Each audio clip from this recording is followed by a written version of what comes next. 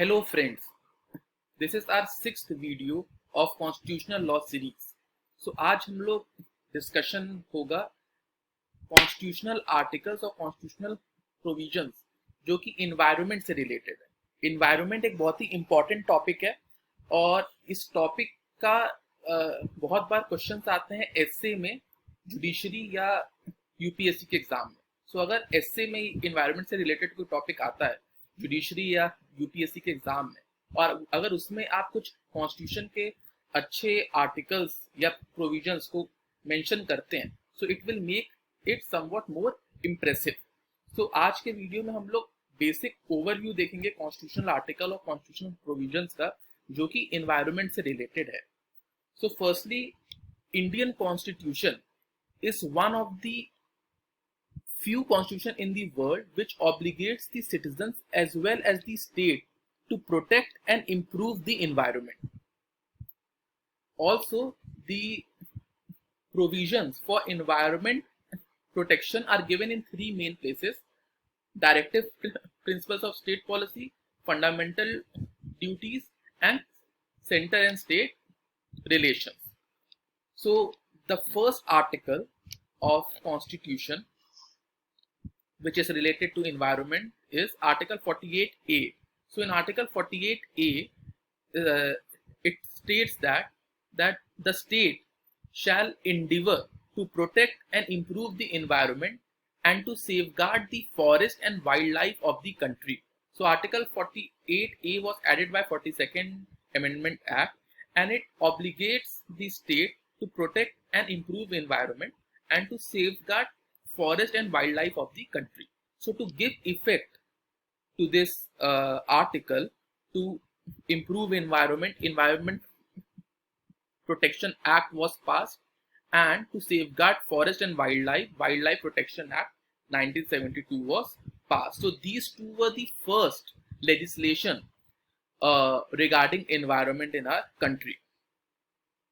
Then we have a fundamental duty. See, this article is very important. These both articles are really very important. Article 48A and Article 51AG. You must mention while writing your essay. So this article states that it is the duty of the citizens to protect and improve the natural environment, including forests, lakes, rivers, and wildlife, and to have compassion for living creatures. So Article 51A has somewhat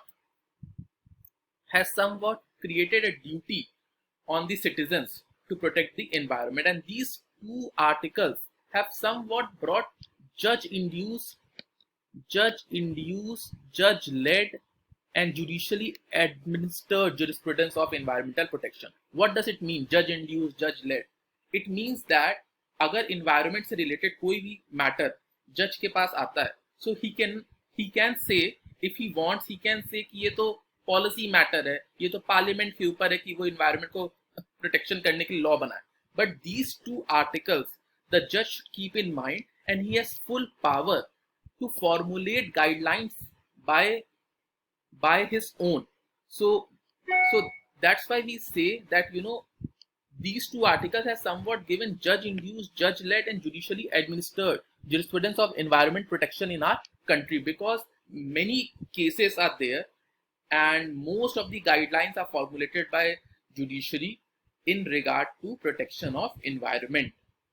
See, often what really happens is there is always a conflict between environment and development. So many a times government goes for development, so there has to be somebody who pitches the voice for the environment also. So NGOs with the help of judiciary can do so, and there are many cases regarding that. So, you know, in Sachinanand Pandey versus State of West Bengal, Justice Chinnappa Reddy observed that whenever a problem of ecology is brought before the court is bound to bear in mind Article 48A and 51AG. When the court is called upon to give effect to these articles, the court is not to shrug its shoulders away and say the priorities are of matter of policy, and so it is a matter of policy making authority. It should not say so. It should itself formulate guidelines for environmental protection. So now we have Article 21. Article 21 is regarding right to life. So no person shall be deprived of his life, a life or personal liberty, and a life should be of dignified life. According so so what Article 21 is about, that a right to life also includes right to environment. This is very important, and Supreme Court has interpreted right to life to also include right to environment. And right to environment is interpreted in two ways: right to have a wholesome environment and right to livelihood of people. So what is right to have a wholesome environment?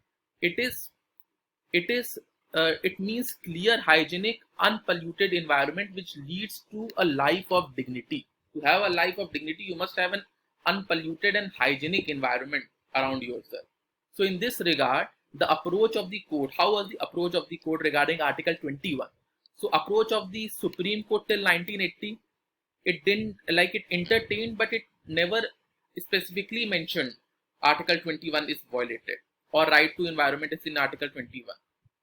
Approach of High Court from 1980 till present, High Court took a step forward and they went on saying that Article 21 is violated if environment protections are not given. And approach of Supreme Court from 1980 onwards. So then Supreme Court also said that Article 21 includes right to life. So approach till of Supreme Court till 1980.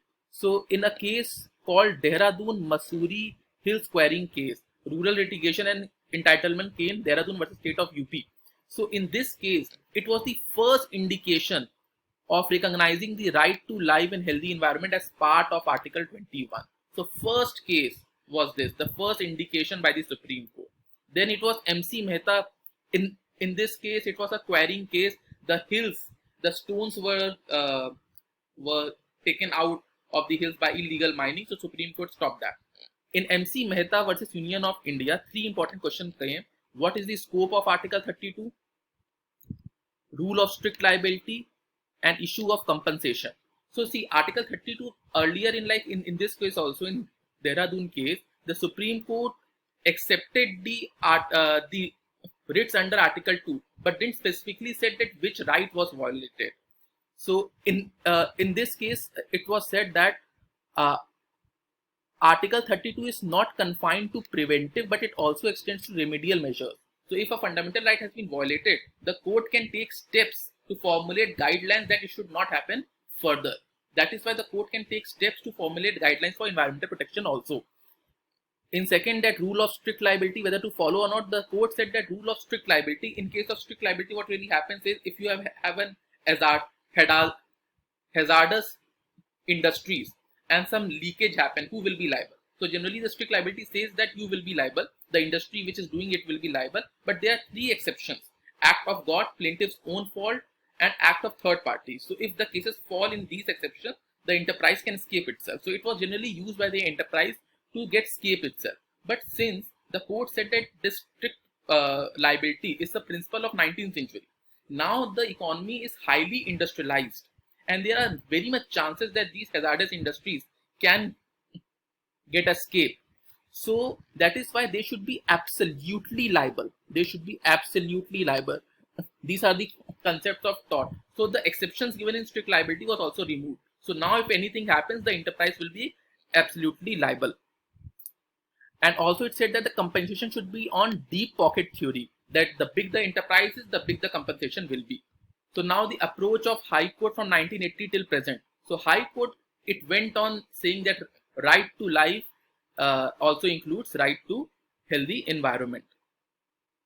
Then approach of Supreme Court from 1980s. So in this case, in Subhash Kumar versus State of Bihar, Supreme Court specifically said that right to life is a fundamental right under Article 21 and it includes right to enjoyment of pollution free and water and air for full enjoyment of life. What it says is that Article 21 does not mean that your life will be taken away by death sentence only. You know, it also includes the slow poisoning by the way of environment. If the environment is very unhealthy, the air is very unhealthy, then there's a slow poisoning, then that is also taking away your life. So it recognized that right to life includes right to stay in a healthy environment.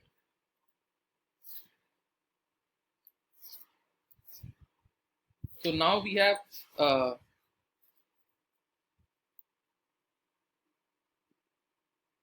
we have Article 14. Article 14 is generally not invoked because Article 14 is that everyone has right to equality and should not be placed for arbitrary action against states. But in stone quarrying cases, generally Article 14 is used.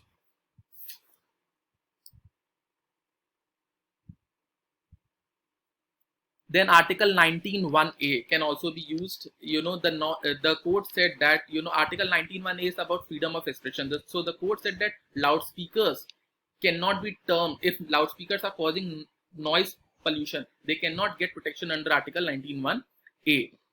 In Article 19(1)(g) is about freedom to practice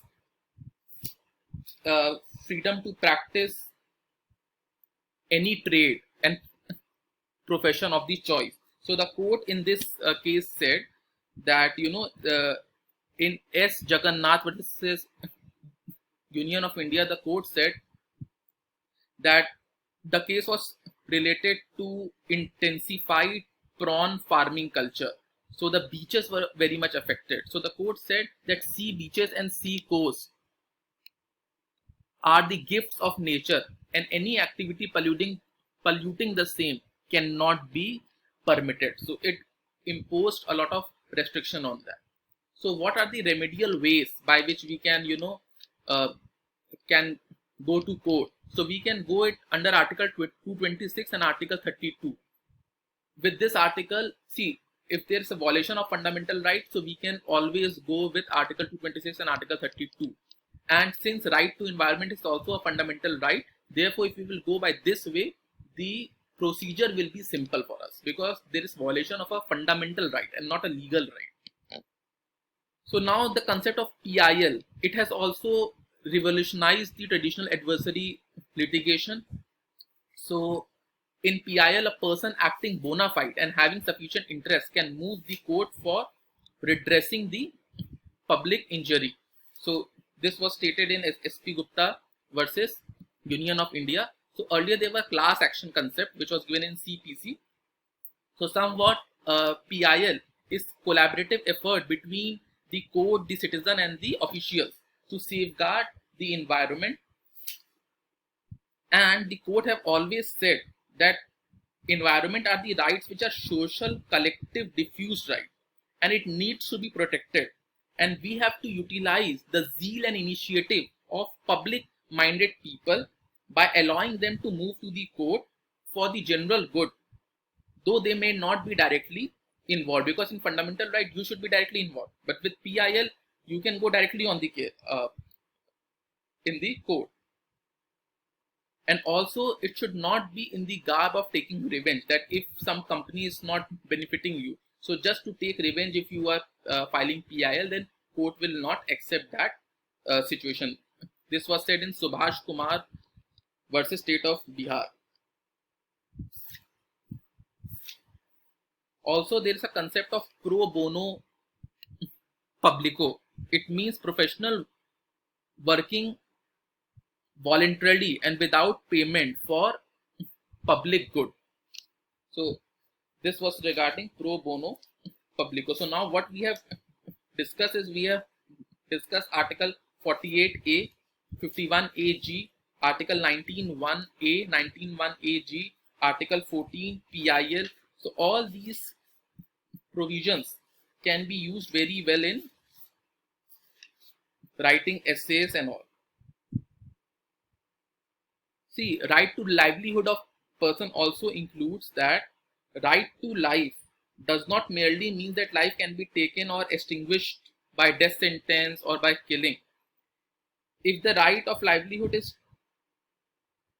deprived, if the life of livelihood is deprived, then it will be the easiest way to kill somebody. So this right is also included under Article 21. So this was all regarding environmental laws and the constitutional provisions related to environment. So if you have any doubt, please ask in the comment section below. Thank you all.